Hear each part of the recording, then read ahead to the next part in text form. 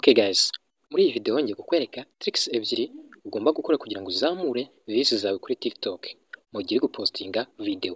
Hari uburyo postinga video ikagira views nkeya, ariko hari n'uburyo postinga video ikagira views nyinshi, aribyo ngiye kukwereka muri ino video, ku buryo niba wagiraga views ziri munsi y'ijana, ziri munsi ya 200, ushobora kuba wagira views ziri hejuru y'igihumbi cyangwa se ibihumbi bingahe bitewe na quality ya video yawe, aribyo ngiye kukwereka muri ino video. Niba uri ubwa mbere ugeze kuri iyi channel, kora subscribe, like, share na comment, wibuke gufungura inzogera kugira ngo utazacikwa na video nziza z'ubutaha. Niba ari ikibazo cyangwa icyifuzo ufite, byandika muri comment tukagufasha. Let's go guys. Iyi video irimo ibice bibiri. Icya mbere ni ugukora TikTok thumbnail cyangwa se cover photo. Icya kabiri ni uburyo uploadinga video neza ugashyiraho na ya thumbnail ya TikTok wakoze. Hanyuma rero uraza kuri Play Store yawe cyangwa se App Store uyikandeho. Numara kuyikandaho uraza hano muri searching application bita Polish, yandikamo gutya nkuko nabyanditse Polish, nurangiza ukandeho kuri search. Dore n'iyi ngiyi bahise banyereka inatunzaga fresh. Urabona ko ngewe usanzwe nyikoresha, bari kumbwira kuyi-updatinga, ariko wowe nimba usanzwe uyikoresha uraza gukora install. Nimara kugera muri telefoni yawe uraza mu application zawe, ubundi uyikandeho, ubundi utegereza akanya gatoya. Application ni nziza kuko ushobora kuyikoresha uri offline ugakora amafoto wifuza cyangwa se thumbnail nziza wifuza. Hanyuma rero uraza ukanda hano hatunze udufresh tubiri, hano handitse ngo photo, ukandemo gutya, ubundi tujya muri gallery yawe ukande ku ifoto ushaka, ubundi utegereza akanya gatoya. Urabona ko iri kurodinga ugeze kuri 90% yahise imara kugeramo. Hanyuma kuko ino foto dushaka gukora thumbnail yacu, turaza dukora icyo bita remove background. Uburyo rero ubikora, uraza ukanda hano kuri effect, hano natunze ga fresh. Numara gukanda uhita ukanda hano handitse ngo background, ahangaha kandi gutya, ubundi utegereze. Urabona ko biri kurodinga iriya background y'inyuma iveho, urabona ko yamaze kuvaho. Hanyuma rero numara kubikora uhita uza ukande kuri kano kantu ka V, kano natunze aga fresh kari mu iguni ryo hejuru ry'iburyo, ukandeho gutya. Ushaka uhita ukanda na save, ariko uri gukanda save uraza ugakanda hano kuri option ya mbere, iyi natunze aga fresh, kugira ngo uyishyire muri size ya thumbnail zo kuri TikTok. Urascrolling uzana iburyo, ubundi uzige size 9:16, uyikandeho gutya. Numara kuba wayikandaho uhita uza ukanda hano hejuru mu iguni ry'iburyo kuri kano ga fresh, ukandeho gutya kuri V iyo yamaze kugeramo. Hanyuma ikindi tugiye gukora ni ukuba twashyiraho background y'ibara dushaka. Kubikora nabwo uraza ugakanda hano handitse ngo effect, umara gukandaho ukahita ukanda hano handitse ngo drip, anatunze aga fresh. Wamara gukandaho gutya ugahita uza hano bakakwereka amabara, ugahitamo ibara ushaka. Urabona ko bigenda bihinduka bitewe n'ibara runaka ushaka. Wenda reka dushyiremo iri ngiri. Nimara kurishyiramo nanone ndaza mpite nkanda hano kuri kano ga fresh, nkandeho gutya kuri V. Urabona ko byamaze gukunda. Hanyuma nuba washaka kugira ikindi kintu ushyiraho nko kwandikaho cyangwa se kugira ikindi wongeraho, tuvuga urugero ko ngiye kwandikaho ijambo, urakanda hano handitse ngo text, uraza ukandeho gutya. Hano barakwereka uburyo bwinshi ushobora kuba wakandikamo ijambo ryawe. Reka wenda duhitemo kari buno buryo cyangwa se ubu ngubu. Uhitamo ubwo ushaka, no ko hari uburyo bwinshi wakwandikamo.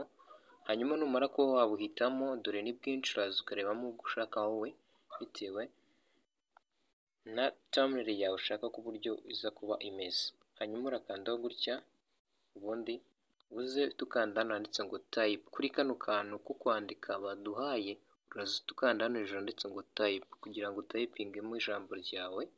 Urakandaho gutya, ubundi rino rimwe riri muri turisiba haze muri no ryanditse ngo type to add text, tuandikamo wenda ngo ko wabona views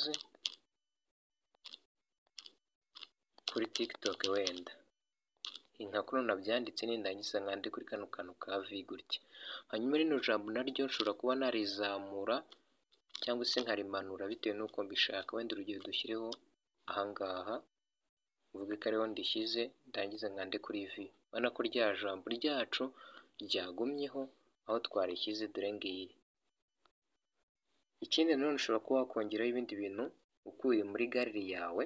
Uburyo ubikora nanone, uraza ugasikororinga uza hano iburyo, ugahita uza hano handitse ngo add. Hano natunze agafureshi, ugakandaho gutya, warangiza ugahita wenda tuvuge ko hari uno muntu wundi mpisemo uyu nguyu, narangiza nawe nkaba namushyira hano cyangwa nkamushyira hano ku ruhande. Waba udashaka no kumushyiramo wenda n'urugero, ugahita ugira gute umukuramo umunyujije no ku ruhande gutya, kugira ngo ave muri iyi size yacu twakoze.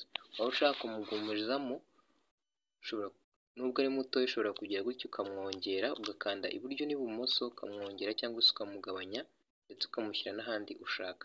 Hanyuma rero ubu ngubu nibwo buryo bwo gukora TikTok thumbnail. Iyi niyo trick ya mbere y'ingenzi kugira ngo video ize kuba imeze neza. Hanyuma nubasha kuba wabikora gutya, nurangiza ukande kuri V. Hanyuma kugira ngo uyigeze muri telefoni yawe, uraza ukanda hano handitse ngo save hano hejuru. Urabona ko bigeze kuri 96. Yamaze kwisevinga, urabona ko nituza muri file yacu turaza kuba twayisangamo. Dore ngiyi yamaze kugeramo. Hanyuma indi trick ngiye kukwereka n'uburyo wa uploadinga noneho video nziza kuri TikTok, ukagira setting zose ku buryo iza kugira views nyinshi. Uraza rero ufungure TikTok yawe nk'ibisanzwe, utegereze. Guys, waba ukora subscribe, ugafungura n'inzogera kugira ngo tuzacikwa na video nziza z'ubutaha tukugezaho. Hanyuma rero numara kuba wakanda, uraza wa uploading nk'ibisanzwe. Uraza ukanda hano kuri upload, kuri kano kantu ko guteranya, ukandeho gutya. Numara gukanda urategereza akanya gatoya, tuze ukande hano kuri create hano kugira ngo ujye muri galeri yawe. Hanyuma ujya muri galeri yawe tuhitamo video wenda ushaka. Ngewe kuko ndi kubereka uburyo ari ukubikora, wenda reka mpitemo ino video muri telefoni, nindangiza nkande kuri next. Tegereza akanya gato wongere ukande kuri next. Hanyuma nuba wageze hano rero, hano niho bibera. Ushobora kuza kuba ushaka kwadingamo link yawe muri video, ukanda hano handitse ngo add link, ukanda kuri kano kantu ukayishyiramo. Hanyuma ushaka hano kuri more option ukandaho. Hanyuma hano kuri everyone can view this post, ahangaha niho ugomba kugira gute gufungura kugira ngo buri wese abe yabona post yawe uretse aba followers, kuko ari ushobora kubona post ya video yawe agahita anagufollowinga. Hanyuma kugira ngo ushyireho title rero, uraza uhita ukanda hano handitse ngo add description. Ahangaha kandi gutya mpite nandika wenda ngo uko wabona views kuri TikTok. Hanyuma ikindi ni ukwibuka gushyiraho ama tags. Hano ushobora kudukanda kuri tags hashtag, kandi gushyira uvuga ngo TikTok and TikTok, ukayishyiraho wenda views cyangwa se vira video views gutya, kugira ngo ize kuba yubakitse neza, kugira ngo uze kubona uko algorithm yisharinga yipushinge ku bantu benshi. Hanyuma nurangiza tugiye gushyiraho ya thumbnail yacu. Kwishyiraho rero uraza ugakanda hano handitse ngo edit cover. Hano kuri no video kano kajambo kanditseho gutya, kagakanda ugahita ujya muri galeri yawe. Hanyuma iyo ugeze hano bakubwira uburyo ushobora gushyiraho ya thumbnail yawe cyangwa se cover photo. Hano bari kutwereka ko ari ngiyi bahisemo. Hano ushobora kuza ugahitamo igice kimwe cyo muri video kikaza kuba aricyo kigaragara inyuma. Ushobora guhitamo iki ngiki cyangwa se kino baduhitiyemo, ariko kuko dushaka gushyiraho icyacu twikoreye, uraza ukanda hano handitse ngo upload. Hano natunze udufresh tubiri, hanyuma numara gukandaho gutya urakanda kuri upload, hanyuma tugera muri gallery yawe uhita uhitamo ya cover washyizeho, ubona ko yamaze kugira gute, yamaze kugeramo. Nimara kugeramo rero iyo wibeshye wenda ugakanda ku ifoto itariyo, ushobora kuba wakanda kuri kano kantu ko gukuba, ubundi ukaba wayikuramo ugashyiramo indi ushaka, kuko rero ari twamaze guhitamo turaza dukanda hano hejuru handitse ngo save, dukanda kuri save, urabona ko noneho ya cover yacu yamaze kugera kuri video yacu, dore n'iyi ngiyi urabona ko yamaze kugeraho. Ikindi kigomba kwibuka ni iki ngiki bita view, everyone can view this post. Kano kantu kagomba kuba kameze gutya kugira ngo buri wese abone iyo video, bigufashe kubona views nyinshi. Hanyuma niba ari n'aba-followers bawufite cyangwa se undi muntu runaka, ushobora kumushoninga ukunze kuri kano kantu ka @mention, ukaba wamumentioninga. Hanyuma rero cover yacu iyo y'ingenzi kugira ngo video ize kuba igaragara neza. Nurangiza rero uraza tukanda hano hepfo handitse ngo post, hano tudufresh tubiri tukandaho gutya,